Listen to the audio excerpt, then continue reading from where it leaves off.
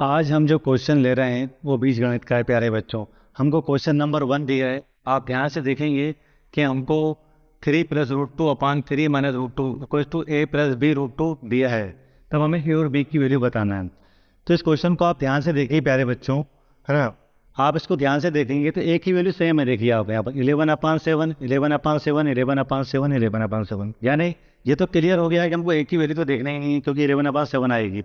और जो option B है, जो ऑप्शन बी आप देख रहे हैं उसमें अगर आप देखेंगे तो जो ये न्यूमरेटर ये डिनोमिनेटर, ठीक है।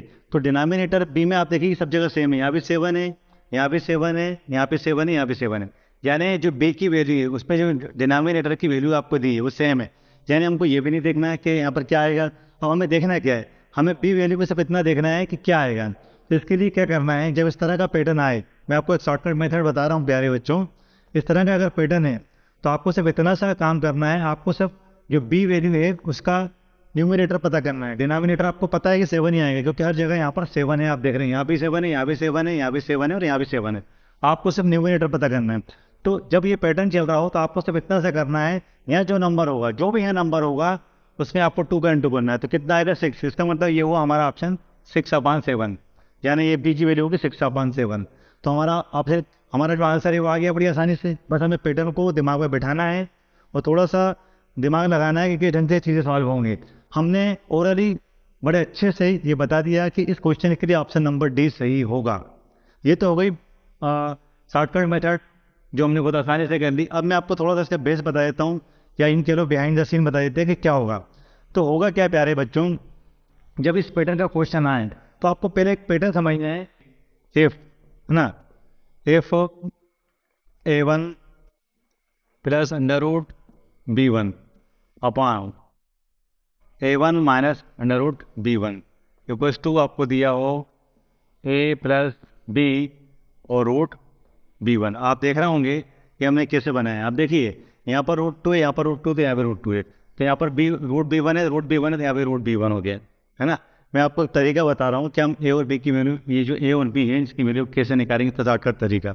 तो करना क्या है, जब इस तरह का पैटर्न आए तो आपको ए की वैल्यू का फार्मूला याद रखना है। ए की वैल्यू होगी आपके यहाँ पर a1² + b1 upon a1² - b1। आप अच्छे तरीके से जानते हैं मैं क्या कहना चाह रहा हूँ। यहाँ पर किस तरह का कंपेरिजन हम कर रहे हैं।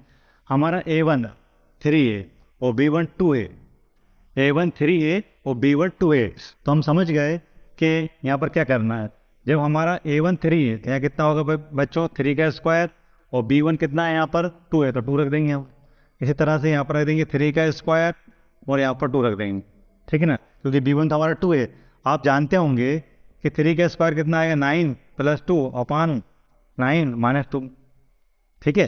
तो 9 और 2 कितना होगा, 9 और 2 होगा आपका 11, और यहाँ 9 में से 2 बाई कितने बचे, 7। तो हमने बड़ी आसानी से बता दिया कि जो ए की वैल्यू है वो 11/7 है। जो ए की वैल्यू आएगी वो 11/7। आप देख रहे हैं यहाँ पर भी 11/7 है, यहाँ पर भी, यहाँ पर भी और यहाँ पर भी, ठीक है प्यारे बच्चों। दूसरी बात आपको जब बी निकालना हो तो आपको ये फार्मूला याद रखना, 2a1 a1² - b1। आपको a1 भी क्लियर है, b1 भी क्लियर है। जब आप पैटर्न को दिमाग में बैठा देंगे तो सब चीज़ें बहुत आसान हो जाएंगी।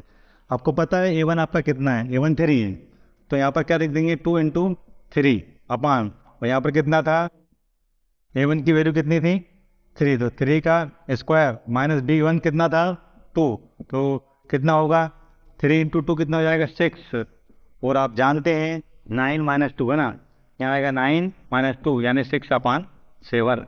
ये देखिए आपका ऑप्शन नंबर डी बिल्कुल क्लियर नजर आ रहा है कि आपका जो आंसर होगा वो डी होगा। उम्मीद है आपको ये शॉर्टकट मेथड समझ में आई होगी। अगर आपको हमारा ये वीडियो अच्छा लगा हो तो प्लीज़ हमारे चैनल को लाइक करें, शेयर करें, सब्सक्राइब करें। धन्यवाद।